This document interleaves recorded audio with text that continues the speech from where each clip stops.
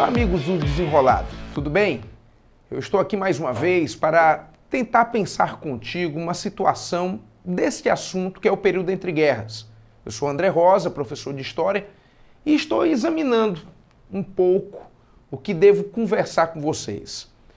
Nós já colocamos uma situação de problema para entender que a Primeira Guerra ela gerou um processo de continuidade e não resolveu o problema. Depois nós vimos que surgiu um regime novo, um processo chamado de totalitarismo. E agora eu vou para uma seguinte indagação. Todo totalitarismo é igual? Será que é? Sabe, existe na cabeça de algumas pessoas, quando estudam esse assunto, que quando começou em um, passou para o outro, mais outro, e tudo é igual. Na verdade, o processo totalitário muda com a sua geografia. Uma vez está na Itália, uma vez está na Alemanha, uma vez está no Brasil, e todo mundo fica pensando que os caras são da mesma forma. Será que é? Será que quando eu falo de Mussolini na Itália, eu estou falando da mesma pessoa na Alemanha chamada de Adolfo Hitler? É claro que no final das contas, examinando uma questão biológica, é claro que não. Mas será que eles fazem a mesma coisa? Olha só, eu estou com um país como, por exemplo, vamos me seguir aqui. Um país como a Itália vai criar este fascismo. Um país como essa Alemanha vai criar o nazismo.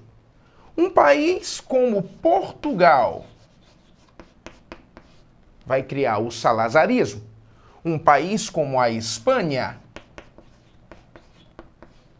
vai criar o franquismo. Um país como o nosso querido e amado Brasil vão criar dois totalitarismos. Um país como a Argentina vai criar o peronismo. Então, todos estão qualificados em um determinado período. A década de 20, a década de 40. O procedimento acontece numa mesma época. Mas o totalitarismo não será igual.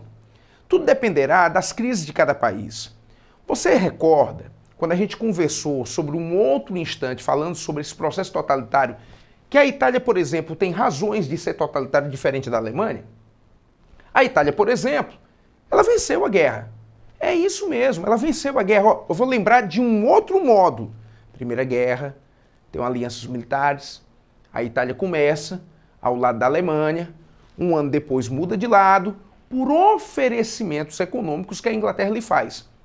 E a Inglaterra lhe paga a conta? Resposta, não. Então a Itália, ela vive um momento vencedor, sendo uma perdedora, porque foi traída pela Inglaterra. Então o fascismo, ele tem muito esse lado, também revanchista, dando a ideia de que tem que dar o troco. E principalmente com essa liderança que é o Mussolini, ele vê que a saída não pode ser mais esse capitalismo liberal, muito menos um procedimento comunista. Tanto que ele até mesmo já chegou até mesmo a trabalhar dentro de um processo socialista, dentro de um processo esquerdista e abandona tudo, porque diz que este não é o caminho mais. Então a ideia dele, autoritária, antidemocrática, antiliberal, ditatorial, anti-esquerdista, anticomunista, militarista. Porque essa ideia militarista, uma forma disciplinar, uma forma principalmente de também desenvolver a ideia da guerra e começar nesse episódio de guerra, é claro, uma restituição de seus processos. Então a ideia fascista inspirará os outros, certo? Criará essa inspiração para, sem dúvida nenhuma, alguns tirarem proveito.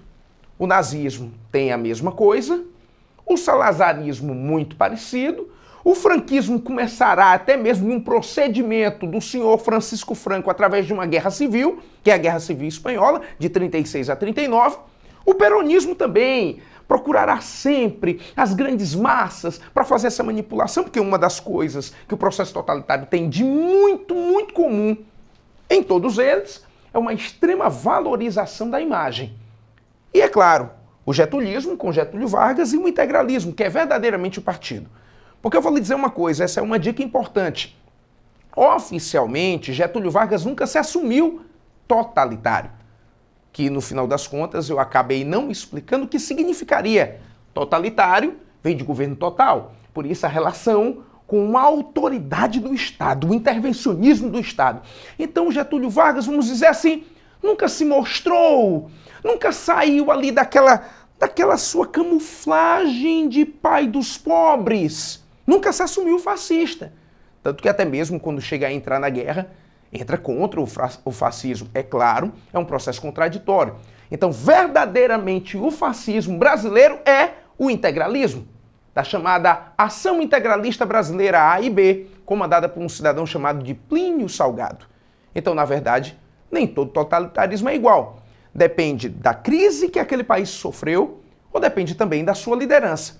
Lembrando sempre que começou tudo com o fascismo na Itália. Só que o nazismo ficou mais famoso. Por quê? Porque começou uma guerra, infelizmente. A gente terá um próximo encontro para esclarecer uma outra etapa e, infelizmente, chegar até uma segunda guerra. Até a próxima, amigos.